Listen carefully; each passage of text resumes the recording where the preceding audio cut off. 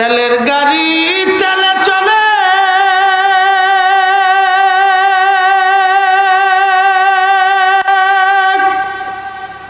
হাওয়ার গাড়ি হাওয়ায় উড়ে, বিনা তেলে চালায় গাড়ি নবী সুলাইমান। আমরা সেই মুসলমান। কথা কয়।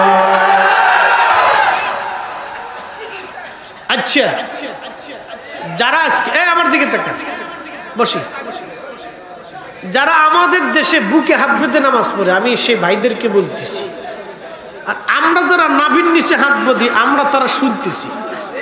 মনোযোগ দেন। শাহজালাল রহমতুল্লাহ আলাইহি এ দেশে যখন আসছিলেন, তিনি একা না 360 জন। ইসলাম এ দেশে কতশো বছর আগে আসছে? 800 বছর আগে, তারও আগে আসছে।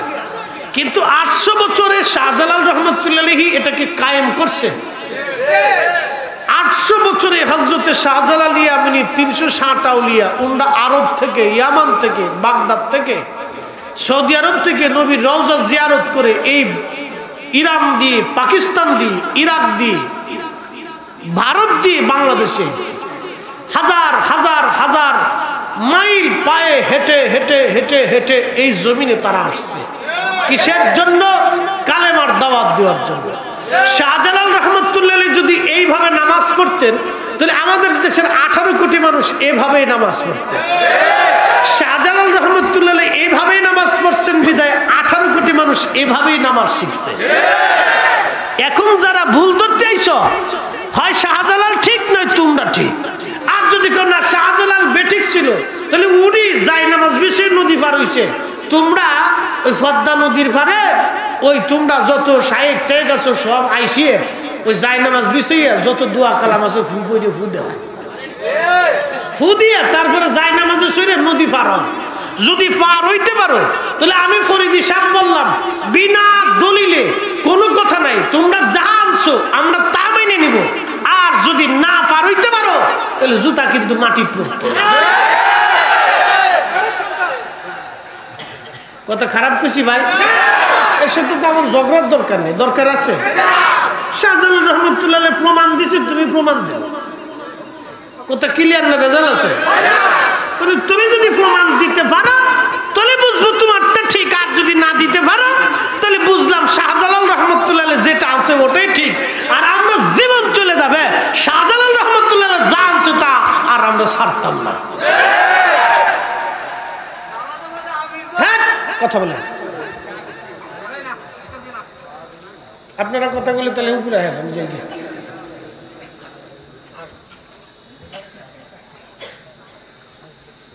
আমার কাছে এত দলিল লাগতো না, দলিল বহুত ঘরের বিক্রিত হয়েছে। 10 লক্ষ টাকার কিতাব, 38টা হাদিসের কিতাব আছে, সব ঘরে বিক্রিত হয়েছে। এত দিয়ে কিতাব করতে, হ্যাঁ আপনি দলিল দেন, শাহজালাল রহমতুল্লাহ যেভাবে তো সেইভাবে দিয়ে দেন, বাস শেষ। আমরা আর কোনো দলিল টলিল লাগবে না, বিনা দলিল মারি দেবো, খালি যাই নামাজ দেয় পদ্মা নদীটা পার হয়ে দেওয়া, শেষ হয়ে গেল। তুইলে দেখা গেল সাহেব কত বড় বুজুর্গ, তুই বোঝা যাই, বোঝা যাই। ঝগড়া করার কি দরকার আছে? কোনো কিছুর দরকার নেই। মিলাদুন নবী সাল্লাল্লাহু আলাইহি সাল্লাম এই মাহফিলের পক্ষে কিতাব লিখে গেছেন আজ থেকে 550 বছর আগে।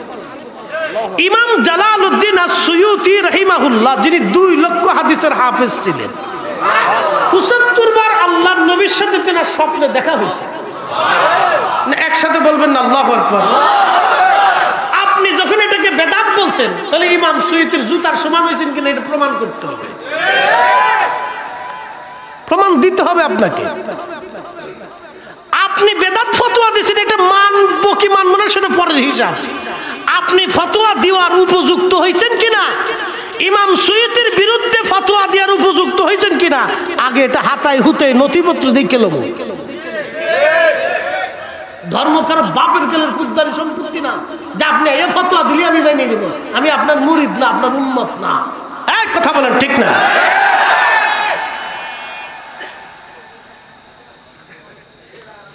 ইমাম মুল্লা আলী কারি মক্কি আজ থেকে 450 বছর আগের মক্কার ইমাম, ইমামুল হারামাইন আর শরীফে 2 হারামের ইমাম ছিলেন, 1 লক্ষ হাদিসের হাফিজ।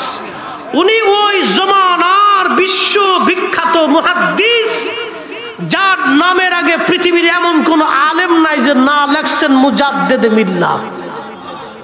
একসাথে বলবেন না মারহাবা। উনি মিলাদুন নবীর পক্ষে কিতাব লিখে গেছেন।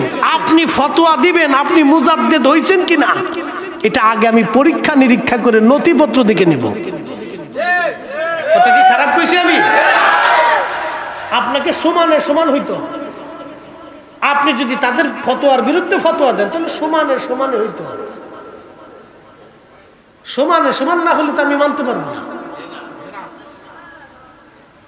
2 দিন হাদিস পড়াইয়া বুখারী শরীফ পড়ে আপনি মুহাদ্দিস লাগাইয়া শাইখুল হাদিস লাগাইয়া আপনি বিরাট বড় হুজুর সেজে বসে যাবেন, তা তো মানবো না। ওরকম লক্ষ লক্ষ শাইখুল হাদিস এক পল্লায় দিলে ইমাম সুয়ুতির জুতা আর এক পল্লায় দিলে জুতার ওজনের সমান হবে না। ইমাম সুয়ুতির চিনেন, উনি ওই জমানার মুজাদ্দিদ ছিলেন। মুজাদ্দিদ বুঝেন, 100 বছর পর পর আল্লাহ এক একজনকে জন্ম দেয়।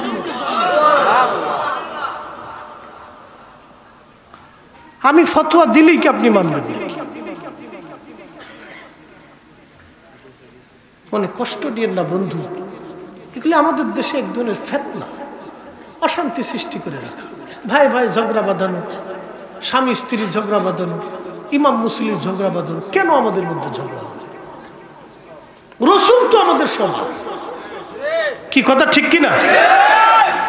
নবীর সুপারিশ ছাড়া কোন উম্মত বেহেশতে যাইতে পারবে? রাসূলের হামদের পতাকা, সুপারিশের পতাকার মাধ্যম ছাড়া আল্লাহি বিল্লাহি তাল্লাহি আসমান ভাঙবে, জমিন পড়ে যাবে, সাগর শুকিয়ে যাবে। আল্লাহ রাসূলের মাধ্যম ছাড়া হযরত সিদ্দিক আকবর আবু বকর জান্নাতে যেতে পারবে না। আবু বকরকে রাসূলের সাথে জান্নাতে যেতে হবে।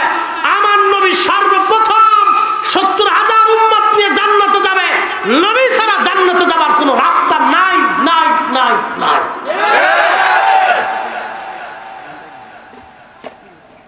আল্লাহ রাসূল নিয়ে ঝগড়া কেন করতে যাব?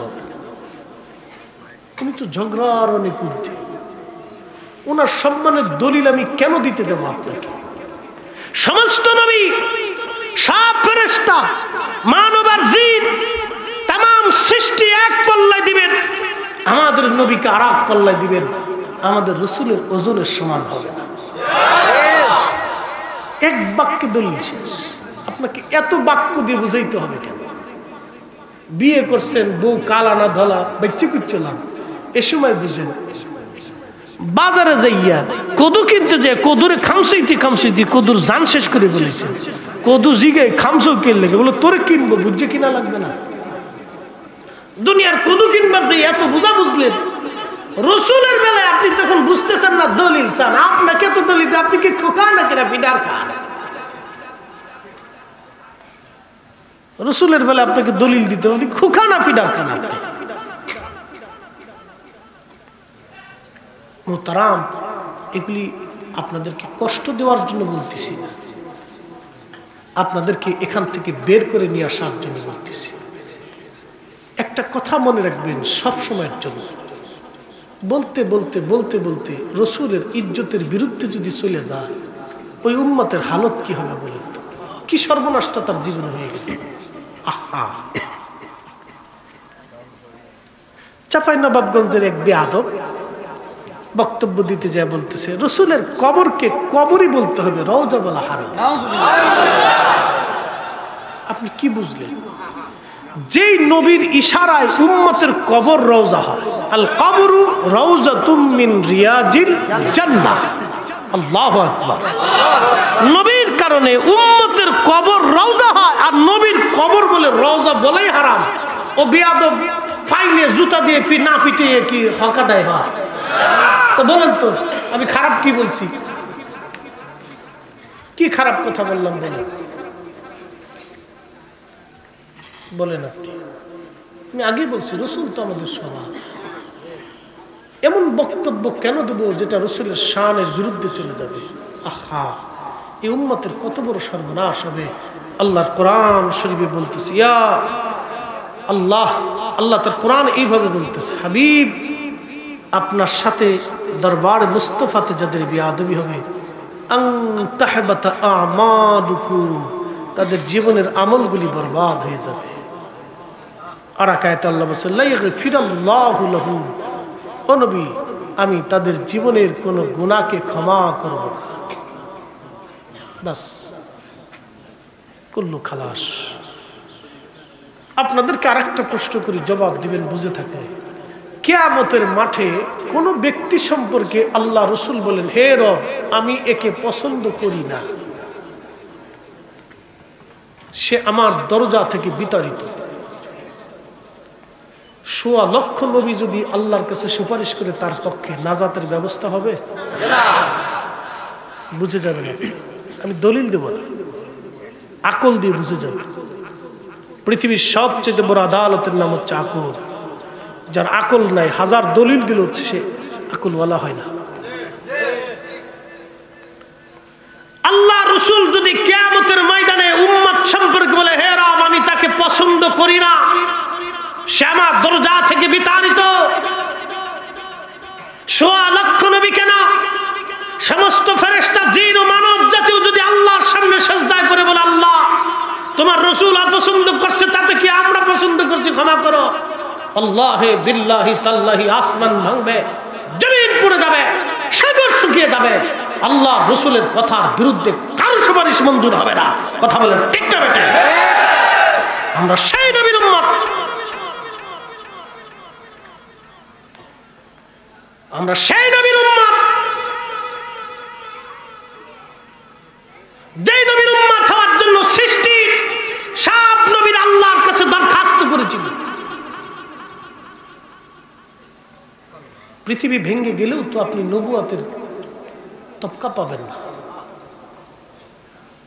আকাশ ভেঙে যাবে, সাগর শুকাবে, আল্লাহর পক্ষ থেকে আর পৃথিবীতে কখনো নবুয়ত আসবে না।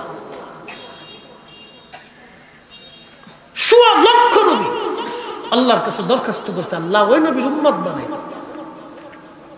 ঈসা আলাইহিস সালাতু ওয়াস সালাম প্রত্যেক দুআতে আল্লাহর কাছে বলতেন আল্লাহ ওই নবীর উম্মত বানাও। দোয়া করতে করতে করতে করতে করতে করতে করতে করতে একদিন আল্লাহ মঞ্জুর করে ফেলছে। আল্লাহু আকবার, একসাথে জোরে বলবেন না আল্লাহু আকবার। আমরা সেই নবীর উম্মত। কাজী নজরুল তার সুন্দর ভাষা দিয়ে একটা কবিতা লিখেছেন। শ্রেষ্ঠ নবী দিলাম রে তরিয়ে নিতে রোজা শরীক, পথ না ভুলি তাই তো দিলে পাক কুরআনের বাণী। খুদা তোমার মেহেরবানি, বলেন খুদা তোমার মেহেরবানি। সুন্দর ফুল সুন্দর ফল মিঠা নদীর পানি, খুদা তোমার মেহেরবানি। খুদা তোমার মেহেরবানি। তুমি কতই দিলে আরাতন ভাই বারাদার পুত্র স্বজন, খুদা পেলে অন্ন জুগাও মানি চাই না মানি। খুদা তোমার মেহেরবানি। সুন্দর ফুল সুন্দর ফল মিঠা নদীর পানি, খুদা তোমার মেহেরবানি। আল্লাহুম্মা সাল্লি আলা সাইয়্যিদিনা মাওলানা মুহাম্মদ ওয়া আলা আলি সাইয়্যিদিনা মাওলানা মুহাম্মদ। আমরা বধম গুনাহগার গো নবী, আপনি চিনলাম না, সেই কারণে রোজ হাসরে আমাদেরকে ভুইলেন না। আল্লাহ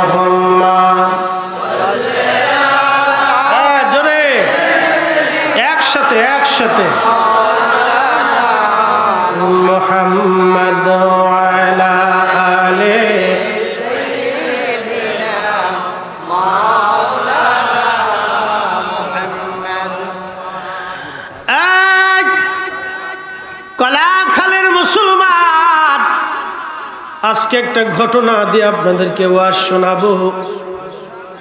মুসা আলাইহিস সালাতুস সালাম, মিশরের রাজাদেরকে আগে ফেরাউন বলা হতো। মুসা নবীর আগে এবং পরে রাজা যারা ছিল তাদেরকেও ফেরাউন বলা হতো। তৎকালীন জমানার একজন ফেরাউন ছিল বিরাট বিরাট বড় জালিম। বর্তমান ইসরাইল যেমন জালিম, ওই জমানার ফেরাউনরা ওইরকম ছিল জালিম।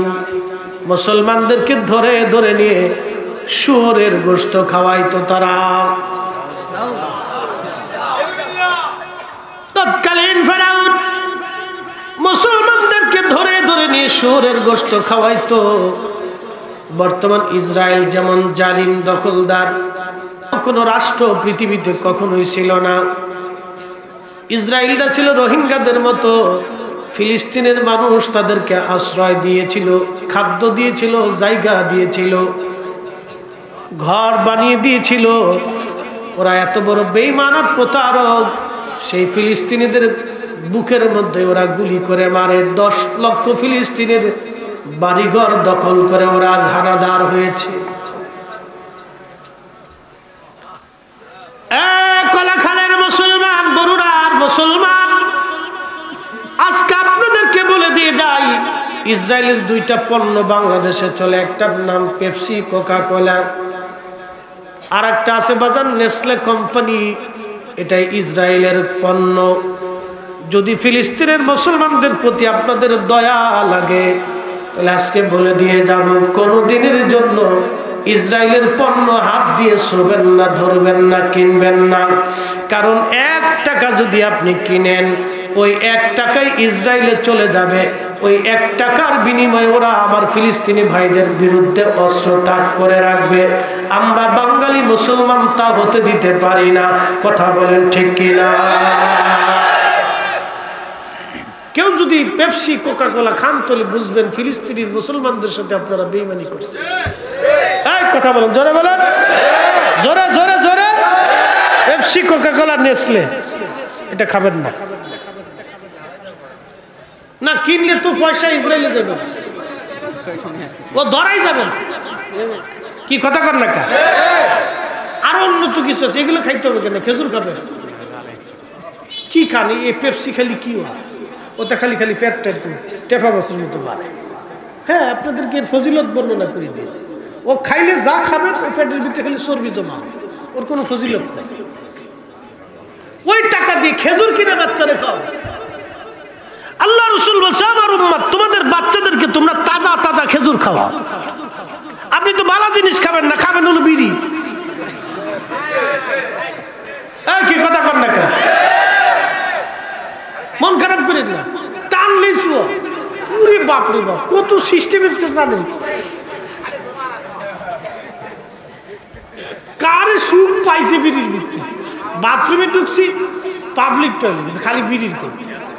ট্র্যাক্টরে জিগে কেয়ারটেকারে 10 টাকা দিয়ে বললাম, বিড়ির গন্ধ করে পরিষ্কার করস না? তো হুজুর, আপনার আগে যেটা ঢুকছিল হাতে বিড়ি টানছে। তাই বললাম, বিড়ি টানার তো বহুত জায়গা আছে, তো ওই জায়গা টানলো কে? হুজুর, না টানলে বলে ক্লিয়ার হয় না। তার মানে বোঝা গেল বিড়ি, হে বিড়ি ধরছে না, বিড়ি এরে ধরে ফেলাইছে, এরে বিড়ি ধরে ফেলছে। আপনারা ভালো জিনিস খান। খেজুর কিভাবে সৃষ্টি হলো? ইমাম ইবনে কাসির আল বেদার মধ্যে লিখছে, আল্লাহ পাক আদম সফিউল্লাহকে সৃষ্টি করার পরে যে অতিরিক্ত মাটিটা ছিল, এই মাটি দিয়ে আল্লাহ খেজুর গাছ তৈরি করছেন। আল্লাহ রাসূল বলছেন, তোমরা তোমাদের সন্তানদেরকে কাঁচা কাঁচা খেজুর খাও, তোমরা তোমাদের নারীদেরকে কাঁচা কাঁচা খেজুর খাও, গর্ভবতী নারীদেরকে ভালো টাটকা খেজুর খাও। খাইলে সে শক্তি পাবে, হৃষ্টপুষ্ট হবে, বাচ্চা হৃষ্টপুষ্ট হবে। আমরা দেশের বেডিরা প্রায় 2 রিস্টার জল চালে, ফেডে বাচ্চা ও হবে কি? পেটের ভিতরে বাচ্চা লে হ্যাঁ টিভি দেখে। মা খাইলে যদি বাচ্চার খাওয়া হয়, মা ঘুমাইলে যদি বাচ্চার ঘুম হয়, মা সুস্থ থাকলে যদি বাচ্চার সুস্থ থাকা হয়, মা হৃষ্টপুষ্ট খাবার পুষ্টিকর খাবার খেলে যদি বাচ্চার পুষ্টি হয়, মা অসুস্থ হলে যদি বাচ্চা অসুস্থ হয়, তাহলে মা টেলিভিশন দেখলে বাচ্চারও টেলিভিশন দেখা হয়। কি আসতে কোন কে পেটে বাচ্চা লয়ে বেডি সারা রাত স্টার চলছে দেখলো, বাচ্চারও সারা রাত স্টার চলছে দেখা। এটা বেরোয় আসার পরে এবারে টেলিভিশন দাও, মোবাইল দাও। এই জন্য আগের নারীরা বাচ্চা পেটে আসলে মা চাষিরা তারা নামাজ পড়াইতো, জিকির করাইতো, কোরআন তেলাওয়াত করাইতো। কি কথা কর না কেন? খারাপ বলছি? আর অহংকার বেটি রেখার কথা কই লাভ নাই। কি হয়েছে না হয়েছে, কি বুঝে না বুঝে, কলা ছাতা গোড়ার দিক দেখলে মনে হচ্ছে দূর বেডি না ছাতা।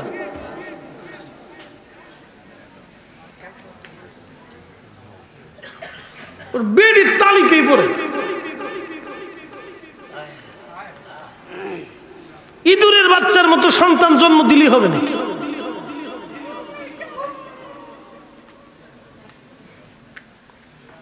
কষ্ট হচ্ছে?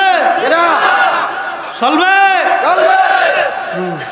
চালাইতে তুই বই, কিছু করার নাই তো। খাপ মনোযোগ দিয়ে। তাহলে পেপসি, কোকা কোলা, নেসলে এই কোম্পানি যা আছে সব বন্ধ।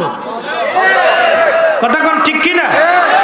আমরা হয়তো সরাসরি যুদ্ধ করে ফিলিস্তিন স্বাধীন করার মতো তৌফিক আমরা নাই, কিন্তু ইসরায়েলের পণ্য বয়কট করিয়া আমরা আমাদের ভাষায় প্রতিবাদ করার পক্ষে আছি, এই সাহস তো আমাদের আছে। কথা কোন ঠিক কিনা? বলে হুজুর এগুলি না করলেও না বাংলাদেশে বসে বসে চিল্লে পাল্লা করে কি লাভ? অনেকে বলবে আসলে একদল এখানে মৌলবীরা দেখেন ইসরায়েলের পক্ষ লিয়ে আলছে। উরে পোল্টিবাজ, জীবনে এইরকম পোল্টিবাজ আমি দেখিনি। হাই সর্বনাশ, কত বড় ইহুদির দালাল। ইসরায়েলের প্রতি মোহাম্মদ বেড়ে গেছে বেটা। ৭৬ বছর ধরে আমার লক্ষ লক্ষ মা বোনের কোল খালি করে ফেলছে ওরা। হ্যাঁ, ৭৬ বছর ধরে আমার লক্ষ মায়ের কোল খালি করছে ওরা। ৭৬ বছর ধরে ১০ লক্ষ ফিলিস্তিনের বাড়িঘর দখল করে দিয়েছে ওরা। আর ওরা বসে বসে আঙ্গুল চলবে নাকি?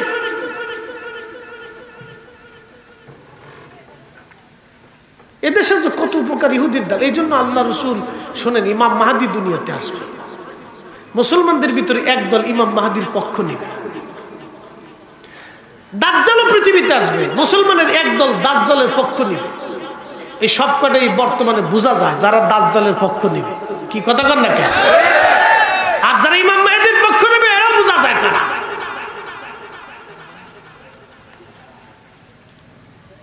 কলাখালের মুসলমান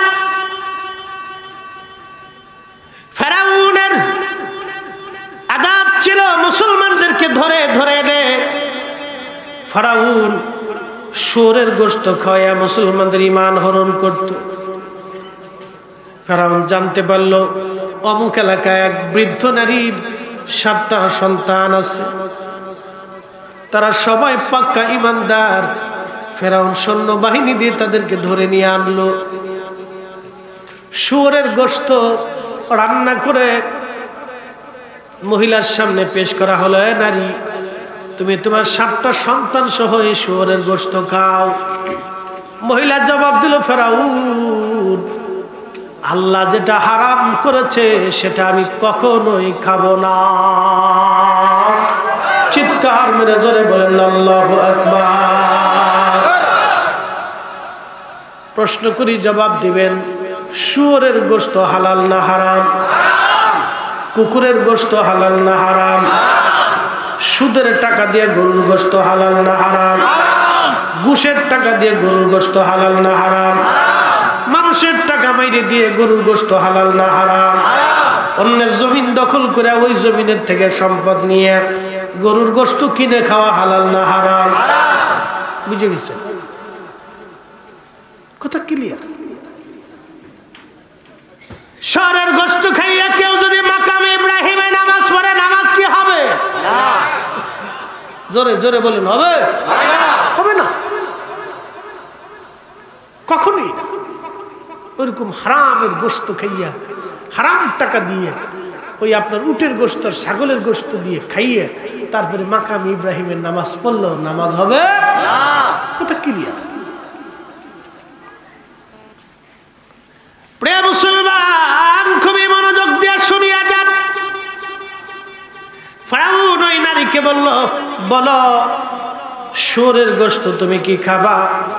ফিরআউন ডাক দিয়ে বলার পরে মহিলা বলল, ফিরআউন, মালিক যেটা হারাম করেছে এই শুয়োরের গোশত আমি কখনোই খেতে পারবো না। ফিরআউন বলল, মহিলারে, তাহলে তোমার ঈমান আমাকে চেক করা লাগবে। তোমার 7টা সন্তান, এই 7টা সন্তান যদি বাঁচাইতে চাও শুয়োরের গোশত খেতে হবে। মহিলা বলল, 7টা সন্তান কেন, আমার জীবন চলে গেলেও আমি কখনোই হারাম খেতে পারবো না। চিৎকার মেরে জোরে বলেন আল্লাহু আকবার।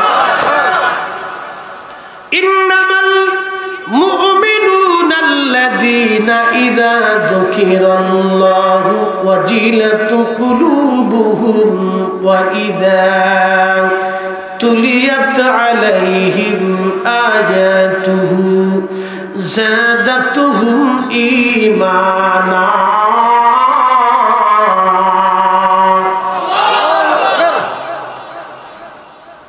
বড়রার মুসলমান, এই মহিলার 7টা সন্তানকে আলাদা করা হলো, মহিলাকে আলাদা করা হলো। 7টা সন্তানের বড় সন্তানকে ডেকে আনলো ফিরআউন, শুয়োরের গোশত খাও। ওই যুবক ডাক দিয়ে বলল, ফিরআউন, মালিক মৌলা যেটা হারাম করেছে কখনোই এই হারাম গোশত আমি খাবো না। ফিরআউন বলল, তাহলে তাকে শাস্তি দিতে হবে, তাকে নিয়ে যাও, কঠিন শাস্তি তাকে দিবা। কি করে?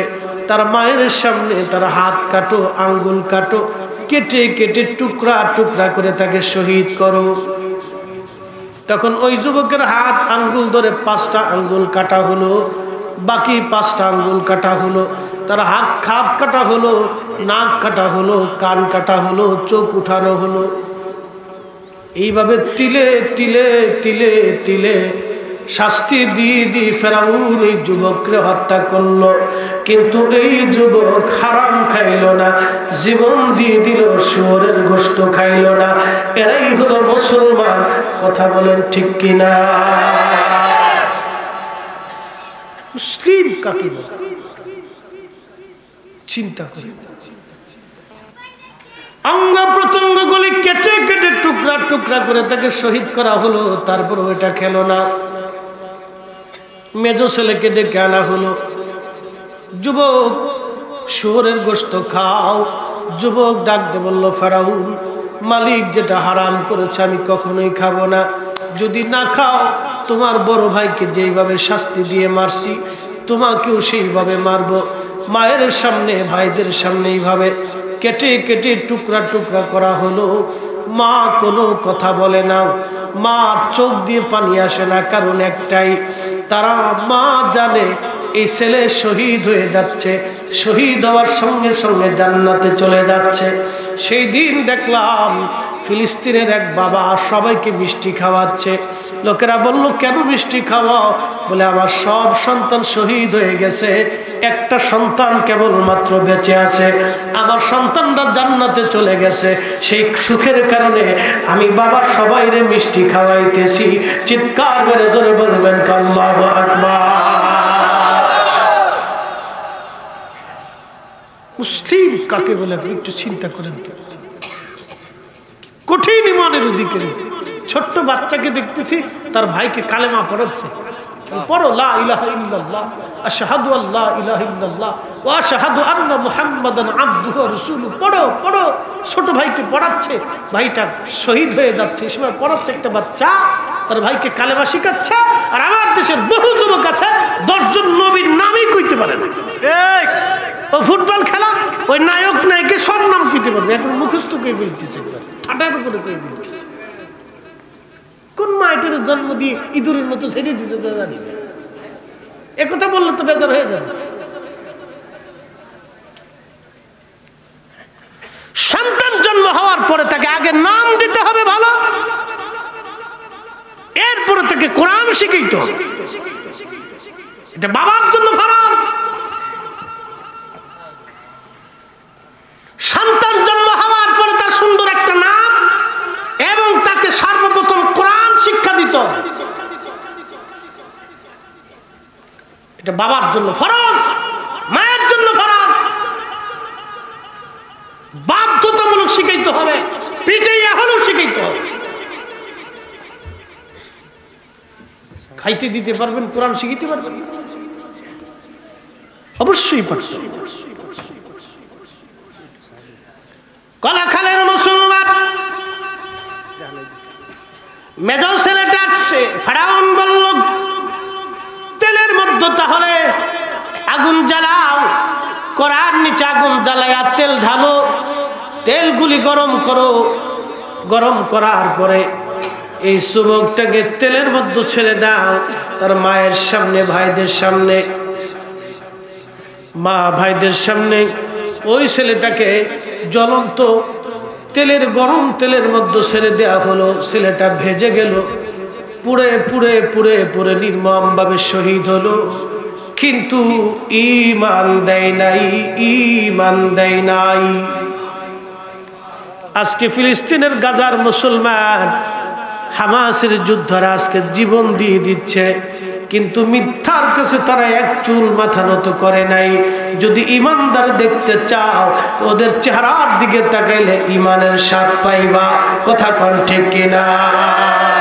ইমান কি জিনিস ওদেরকে দেখলে বুঝা।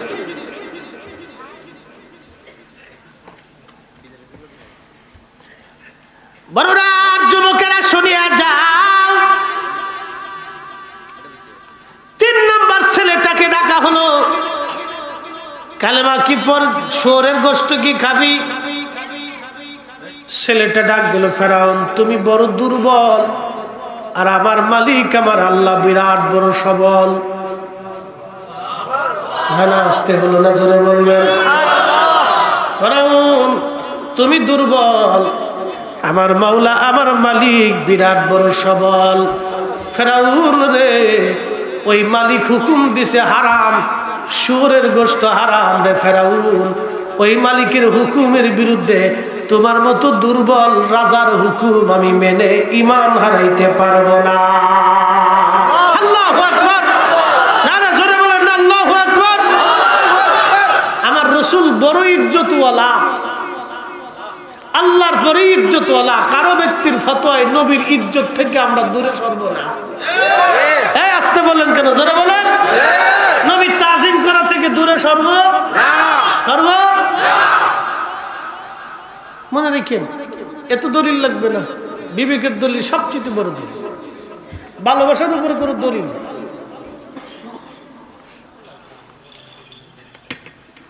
রাসূল ভালোবাসার উপরে কোনো দলিল। ভালোবাসতে যে হযরত হানজালা ফরজ গোসল বাদ দিয়ে চলে গেছে, আল্লাহ ঈদ ধরে, দোষ না ধরে গুণে পরিণত করে হাউজে কাউসারের পানি দিয়ে আসমানি নিয়ে গোসল করেছে। আরো কি পরিমাণ দাম চিন্তা করেন তো, যা কোনো নবী হয় নাই, কোন নবীর উম্মতকে আল্লাহ দেয়। কিয়ামত পর্যন্ত আর কারো নসিবে হবে। বাস আল্লাহ আসমানি নিয়ে গোসল করাইয়া আল্লাহ দেখাই দিছে, দেখো আমার রাসূলের মহব্বতে জীবন দিলে আমি আল্লাহ কি করি দেখো। দলিল দিতে হবে না, এগুলো থেকে বুঝে নিতে হয়, শিখে নিতে হয়। কষ্ট হচ্ছে আপনাদের? চলে যাবেন বুঝি, দোয়া করেই যান। আর যদি দোয়া বাদ দেন দিতে পারেন, কারো ক্ষতি নেই, নিজের ক্ষতি নিজে ডেকে আনবে, কোনো সমস্যা নেই। এমন দিন আসবে দোয়া করার মতো কোনো মানুষ পাবেন না। 100 বছর আগের কলাখালের মাটির নিচে যারা চলে গেছে, অনেকের দোয়া করার মতো কোনো মানুষ নেই। ঘুরে ঘুরে ঘুরে ঘুরে দেখেন বড় রাতে কত গুরুস্থানের পুরাতন কবর নিশ্চিহ্ন হয়ে গেছে। দোয়া করার মতো কেউ তার কবরের পাশে যায় না। বা যেদিন দোয়ার প্রয়োজন হবে সেই দিন দোয়ার কাউকে পাবেন না। আজকে বন্ধ করার জন্য উঠে পড়ে লাগছে, তো লাগতে পারে, কিচ্ছু আসে যায় না। আহলে সুন্নাত ওয়াল জামাত যতদিন আছে দোয়া ততদিন আছে। হাত উঁচা করে বলেন ঠিক না ঠিক?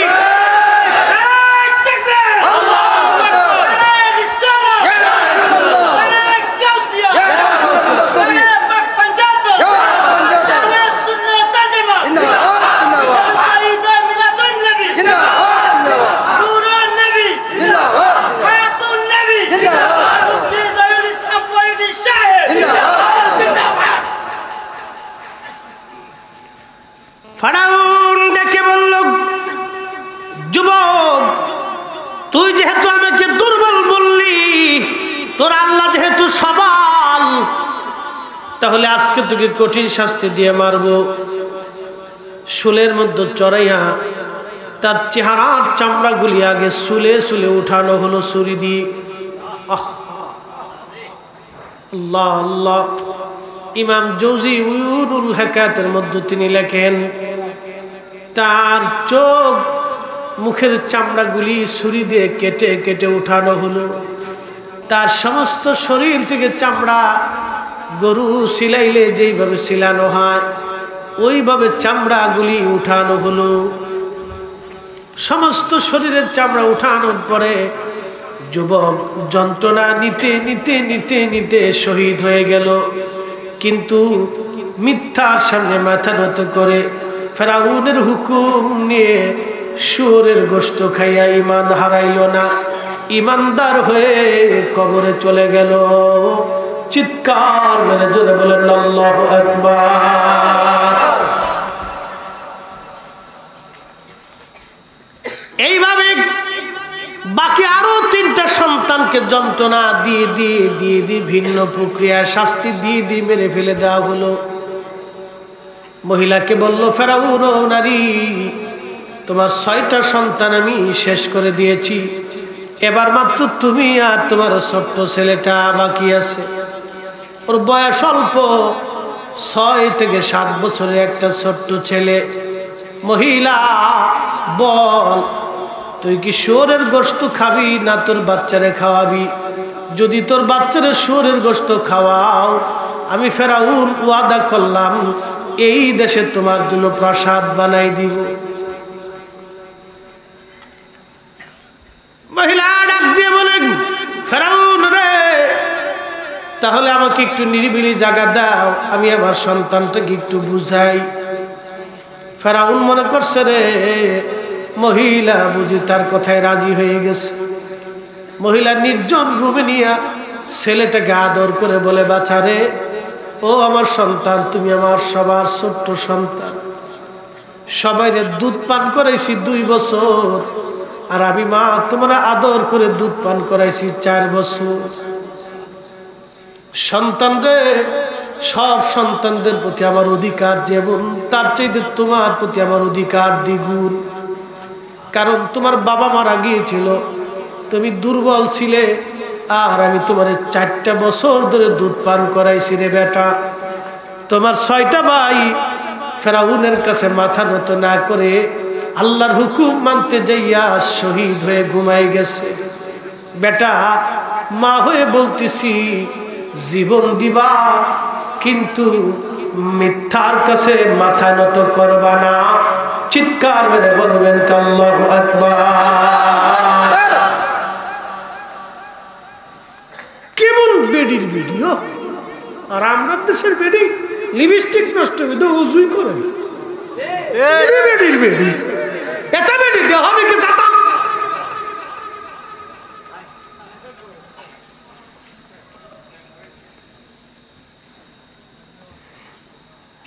বরুণার মুসলমান, কোন ভাষায় বললে যে আপনি বুঝবেন আমি জানি না। কত কঠিন ইমানের অধিকারী মা ডাক দে বলে, বেটা, হাসরের ময়দানে আমরা সবাই একত্রিত হব। আমি মা 7টা সন্তান নিয়ে আল্লাহর আদালতে দাঁড়াই যাব। বেটারে, আমার 6টা সন্তান জান্নাতে চলে গেছে শহীদ হয়ে। আমি চাই না হাসরের ময়দানে তোমার পরিচয়টা জাহান্নামের পরিচয় আসুক। আমি মা বলতেছি বেটারে জীবন দিবি সাবধান, হারাম সুরের গোশত কিন্তু খাবি না রে বেটা। ছেলেটা ডাক দে বলতেছে মা আমি তো ভয় পাইছিলাম, তুমি বুঝি আমার উল্টাই বুঝাই দাও কিনা, তুমি আমাকে শুয়োরের গোশত খাইতে বলো কিনা রে মা। এখন দেখি মা তুমি ঠিক পথে আছো মা, ওয়াদা করলাম জীবন দিয়ে দিব, আমি আমার ভাইদের রাস্তা ছাড়বো না, আমি জীবন দিব, শুয়োরের গোশত খাবো না। চিৎকার বলে জোরে বলেন আল্লাহু আকবার।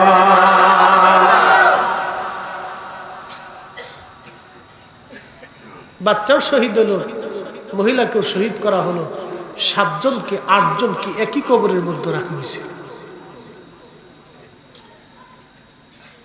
বহু বছর ওই কবরের ভিতর থেকে জান্নাতের ঘ্রাণ আসত। ধুট হয়েছে না আরো জোরে, আর জোরে বলেন আল্লাহু আকবার। ইন্না আকরামাকুম ইনদাল্লাহি আতকাকুম। আল্লাহু আকবার। আল্লাহর কাছে তারাই সম্মানিত হবে যাদের অন্তরে আল্লাহর ভয় বেশি। কোরআনে আর আল্লাহ বলতেছেন আল্লাযীনা আমানু ওয়া আমিলুস ওয়া কানু ইয়াত্তাকুনা লাহুমুল বুশরা ফিল হায়াতিদ দুনিয়া ওয়া ফিল আখিরাহ। একবার জোরে বলা যাবে কি মারহাবা। কোরআন বলতেছে ইমানে আমলে যারা পাকা, ইমানে আমলে যারা পাকা, ইমান তো খারিজি রাফিজি শিয়া মুতাজিলা জবারিয়া ওই নজদি ফেরকার মতো ইমান আনলে ইমান হবে না। ইমান আনতে হবে শাহজালাল যে ইমানে ঘুমায়, 4 তরিকার ইমামরা যে ইমানে ঘুমায়, 4 মাযহাবের ইমামরা যে ইমানে ঘুমায়, সাহাবীরা যে ইমানে ঘুমায়, তাবিঈন তাবে তাবিঈন আইম্মায়ে মুজতাহিদিন মুতাকাদ্দিমিন মুতাআখিরিন সালফে সালিহিন যে আকীদায় যে ইমানে ঘুমায়, ওই আকীদায় ওই ইমানে যারা ঘুমাবে সেই জামাতের নাম আহলে সুন্নাত ওয়াল জামাত। তারা সুন্নি মুসলমান। কথা বলেন ঠিক কিনা? আল্লাযীনা আমানু ওয়া কানু ইয়াত্তাকুনা লাহুমুল বুশরা ফিল হায়াতিদ দুনিয়া ওয়া ফিল আখিরাহ। আমার রব বলতেছে দুনিয়াতেও তাদের জন্য সুসংবাদ, আখিরাতেও তাদের জন্য বিরাট বড় সুসংবাদ। কলাখালের মুসলমান শুনিয়া জানা ও মুসলমান, কোরআনে আল্লাহ আরো বলতেছেন ইন্নাল্লাযীনা আমানু ওয়া আমিলুস সালিহাতি উলাইকা হুম খায়রুল বারিয়া। কোরআন বলতেছে নিশ্চয় যারা ইমানে আমলে পাকা পোক্ত হয়ে যারা কবরে আসবে, আমার মালিক আমার আল্লাহ বলতেছেন উলাইকা হুম খায়রুল বারিয়া। জগতের মধ্যে তারা সেরা, তারাই হলো জগৎ সেরা। মাটির উপরেও সেরা, মাটির নিচেও সেরা, মাটির উপরেও সেরা, মাটির নিচেও সেরা। এই জন্য ওই 7 জন ছেলে আর তার মায়ের কবরের ভিতর থেকে আল্লাহর জান্নাতের ঘিরান আসতো, ঘিরান আসতো। একবার জোরে বলা যাবে কি মারহাবা। তেলের গাড়ি তেলে চলে, হাওয়ার গাড়ি হাওয়ায় উড়ে, বিনা তেলে চালায় গাড়ি নবী সুলাইমান। আমরা সেই মুসলমান, আমরা সেই মুসলমান মসজিদের জুতা চুরি করে নেই। হাসতেছেন? মসজিদের অনেক কমিটি মসজিদের টাকাও চুরি করে। আপনাদের বরুণাতে নাই, আমার ঢাকাতে আমার মসজিদে হয়েছে, আমার মসজিদে হয়েছে, বাকিটা কইলাম।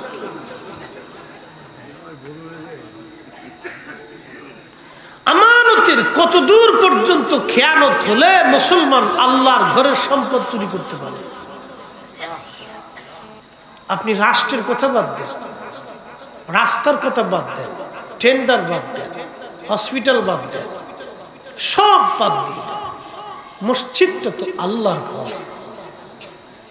এটা 2 নম্বরই করার সময় তো হাতটা কাঁপা উচিত ছিল, ভয় পাওয়া উচিত ছিল যে আল্লাহর ঘরের মাল আমি কি করে খাবো। তো মানুষই হয়েছে, মুসলমান তো পরের কথা, ও তো মানুষই হয়েছে।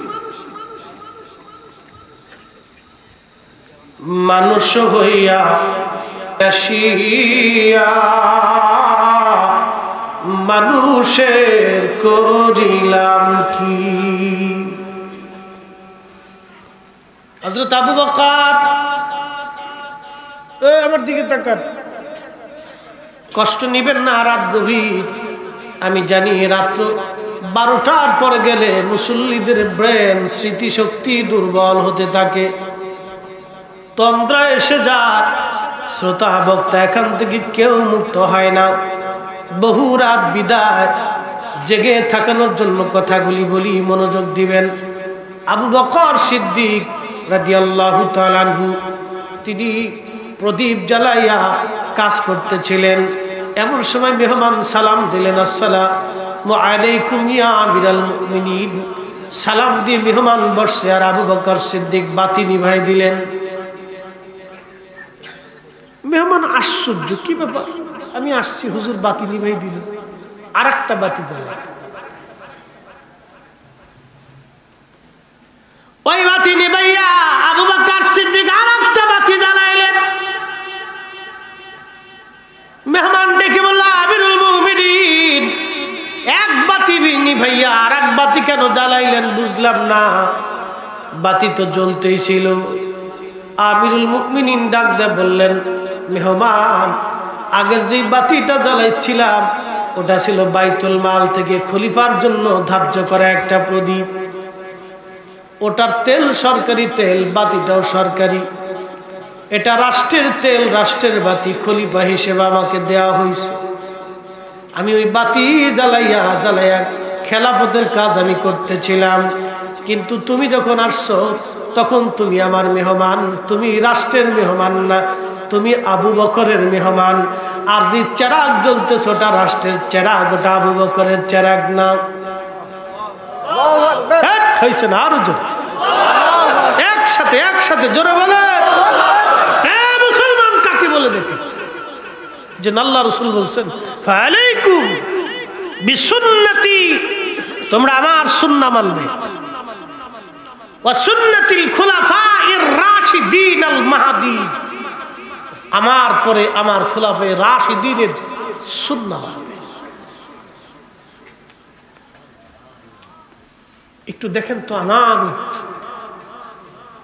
কি পরিমাণে তারা আমানতটাকে রক্ষণ করছে। হাজরাতে সিদ্দিক আকবর ডাক দিয়ে বলতেছে, মেহমান, ওই প্রদীপ জ্বালিয়ে যদি আমি তোমার কাছে গল্প করি, তোমাকে সময় দেই, প্রদীপের তেলটা তো রাষ্ট্রের তেল, ওটা আমার সম্পদ না, এটা জনগণের সম্পদ।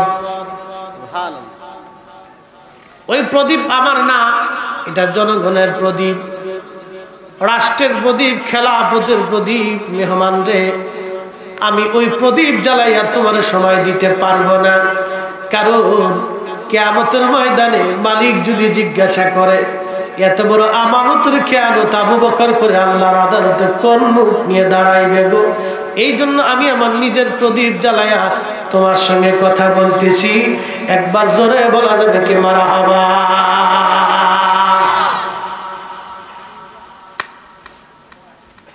কষ্ট হচ্ছে? কিয়ামতের ৭২টা আলামত আছে, তার একটা আলামতের নাম ওদাউল আমানা, আমানতের খেয়ানত। অ্যাটেনশন, ওয়াজ আমার শেষ। আমরা যারা আলেমরা ওয়াজ করি আমাদের জন্য আমানত, আমরাও খেয়ানত করি। বলে কি? আমরা ফতোয়া দিচ্ছি যার যার মতো, দলের টানে, সব দলের টানে। এখন আপনাদেরকে নিয়ে আমি ছোট্ট, আমার ওয়াজ শেষ,